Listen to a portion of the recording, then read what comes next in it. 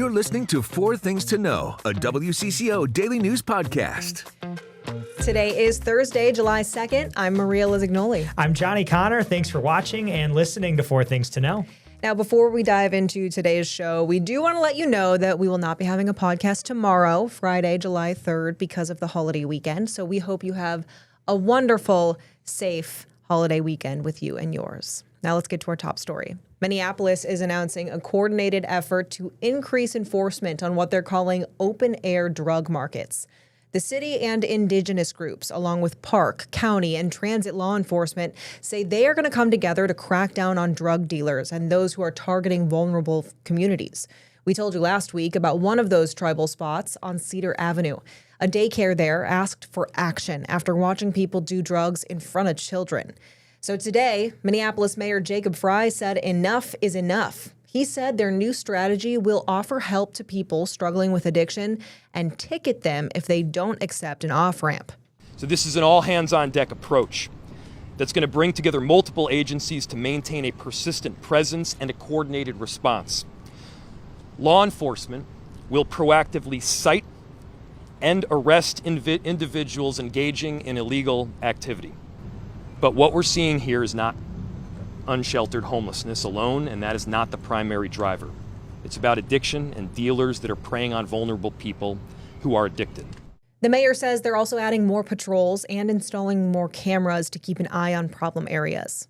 Number 2, controversy over a pardon of a Minnesota man. His name is Tou Lue Vang. According to the Department of Homeland Security, Vang is undocumented and had been convicted in 2006 of first-degree criminal sexual conduct of a child. But a recent pardon removes the qualifications for deportation. One point of clarification, though, Homeland Security says Vang's pardon was granted by the Clemency Review Commission, but in reality, the Minnesota Board of Pardons granted the pardon. We reached out to the Clemency Review Commission. They told us the commission does not have the authority to grant a pardon. Governor Walz's office responded to the situation by sharing a letter from Vang's victim supporting his pardon.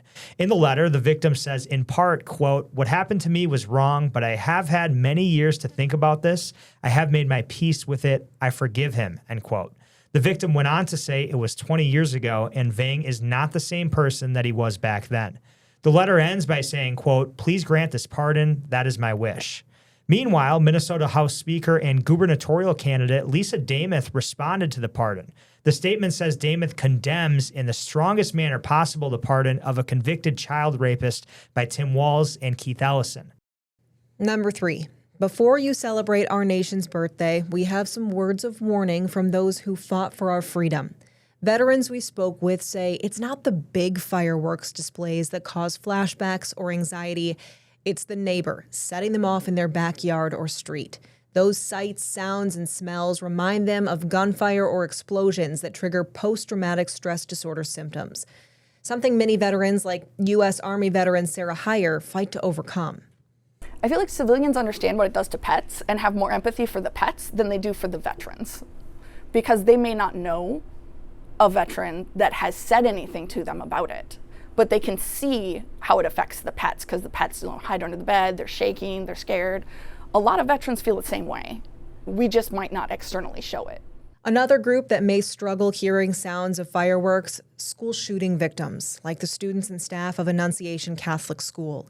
Leaders from the school say they worry this weekend's celebrations could bring back difficult memories for the Annunciation community. Next month marks 1 year since that deadly shooting that killed 2 children and injured several others.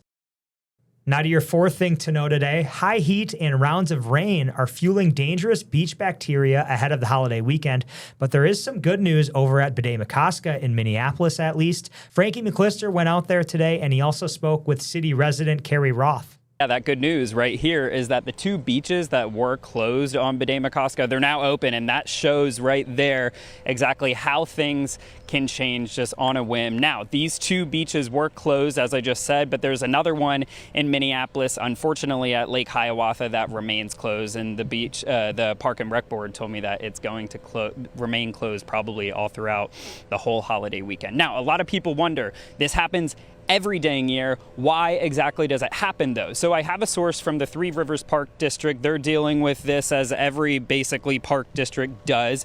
They say it's basically goose poop mixed with the rain that is the main cause. But why then is it exactly bad for you to swim? Well, according to Mayo Clinic, if it's ingested, some strains can cause bad stomach cramps, bloody loose stools, vomiting, and more.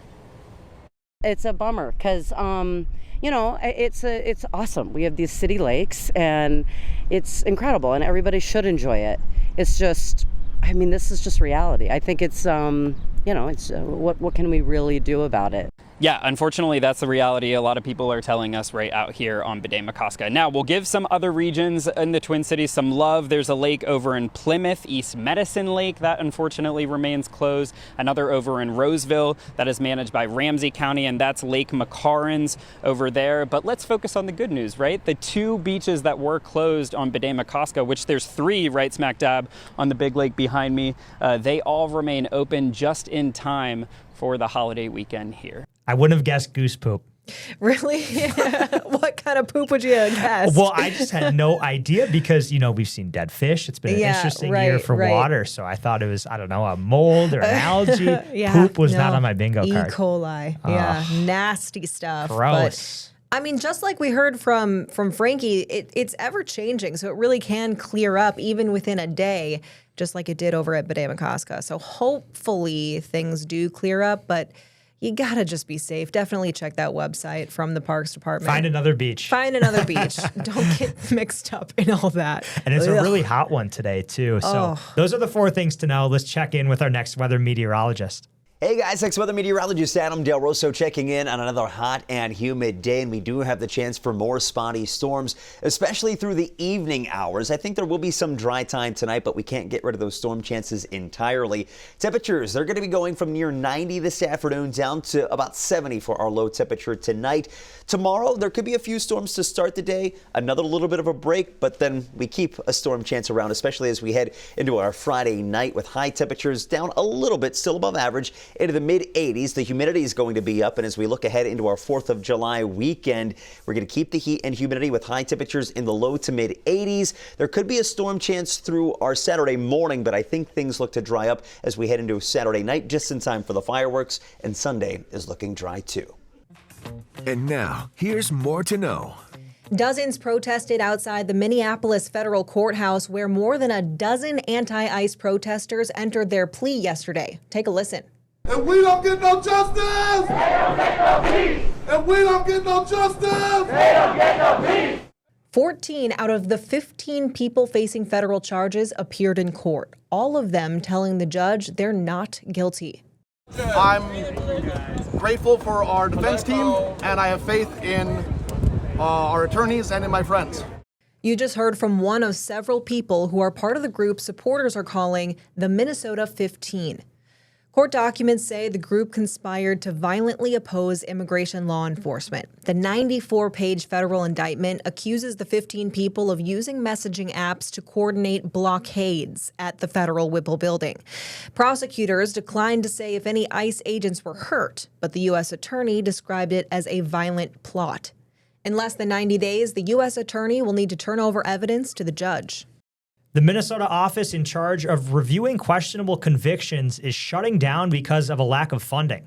Attorney General Keith Ellison says the Conviction Review Unit is being suspended because of the Trump administration's refusal to renew federal grant funding. The unit used federal money to review applications from people in prison who say they were wrongly convicted.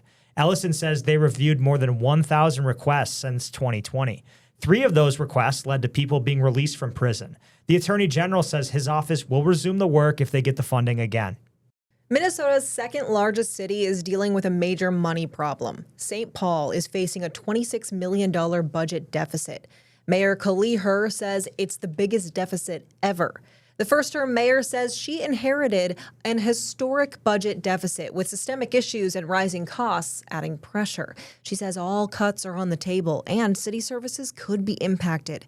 Residents we spoke with say they're worried about rising property taxes. The increases have been substantial over the last number of years. We're losing that tax base, and property taxes can really only go so far in trying to fill that gap. How do we build a city that puts us in a place in which we can deliver services in a way that really honors people's tax dollars and to plan that for into the future? You just heard from Mayor Herr there at the end. She also says they're tracking ideas and responses from residents as they create the budget. And they're looking at a variety of solutions that could bring in more revenue. She's expected to present a budget proposal later this summer. Maria, now to a story we talked about earlier this week, and it's about social media. Yes. So when you opened social media apps yesterday, you listeners might have been expecting to see a new warning about mental health. Right. It was supposed to be a new law that was supposed to go into effect yesterday. Totally. And right now, though, that new label is in legal limbo. Mm-hmm. I was checking all day yesterday, Johnny, just waiting for it to pop up.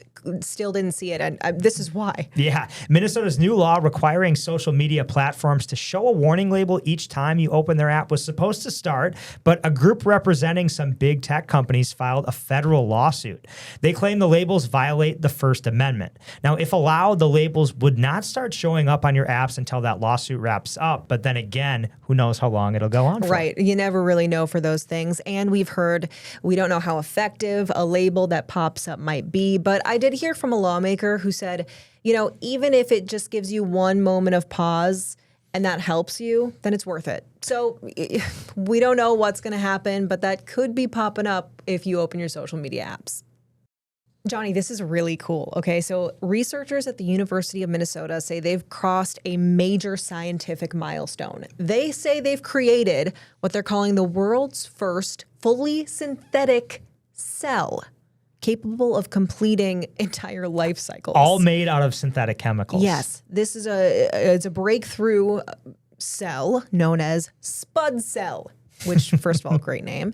It was developed by associate professors Kate Adamala and Aaron Engelhart, and it's built entirely from non-living chemical components. Interesting. Right? It's the first one ever. I guess so. I mean, it's so cool that scientists say this synthetic cell can grow, feed, replicate its genetic material, and divide, which are key functions normally only associated with living organisms. That is quite the feat. I mean, I don't understand how it works, but researchers say this spud cell can undergo selection, competition, faster growing versions, outcompeting others over multiple generations. I mean, this is sounds like the future of science. It's so interesting. And they say it could help with medicine too. Mm-hmm. And I know we're not obviously at that advanced stage yet. This is the first time, but if you could eventually replace cells that are, in bad health and with new synthetic ones, like we do with synthetic wrists, or not wrists, but arms or things like that. Limbs. Yeah, exactly. And you can even create nerves. That's cool too. Being able to kind of create nerves for hands that function with your brain. Medical technology is so interesting to me. Crazy. It's just how does this work? They must be so smart. I know. And it's a great research university too. I mean, the U of M is always doing cool stuff. They really are. Yeah, we should do a segment on cool stuff U of M is That'd be coming fun. up with. We should talk to them. We should. This is super interesting. Or even Mayo Clinic. I know they're always doing cool stuff. Yeah. I mean, hopefully it helps a lot of people. Yeah. It's probably going to take a while, but that's a good first step, It's right? a good first step. Let's talk sports. The Wild made a big trade today. Yeah. Huge. Defenseman Jake Middleton and 3 draft picks are going to the Calgary Flames. We're getting back winger Blake Coleman. He's won 2 Stanley Cups. And defenseman Oli Mata. So big trade. Middleton is a pretty big fan favorite here. So I'm sure a lot of Wild fans are sad to see him go. But now we're getting 2 new players in. All right. And that's the nature of these things. Totally. Unfortunately, you do lose players, but you get some new ones. You get some new ones too. Did you watch the U.S. men's game yesterday? You know I did, Johnny. That was sweet. I watched it too, and I don't watch much soccer. But did you see the red card one of our players got? I was really confused by that. I'm not going to lie. I mean, I watch soccer. I don't normally, but I watch the World Cup. You watch the World Cup, yeah. And I was confused why it was a red card. It just didn't make any sense to me. But again, I'm not a pro, so. I don't really get it either. But yeah, so we were down 1 player for 30 minutes of the game, but ended up winning. Thankfully, we had already gotten 1 point before that red card. And I think that really just set us up for success. And then did you see the yellow card that Bosnia-Herzegovina's coach got? No, for arguing or something? For arguing and just being like crazy on the sidelines, like grabbing the soccer ball. I thought that was funny. I was like, I didn't know coaches could get yellow cards. But yeah, it was a really crazy game to watch. I'm so glad U.S. men's national team won. Now they're heading to the round of 16, and that is against Belgium. It's next Monday at 7 p.m., and it's in Seattle.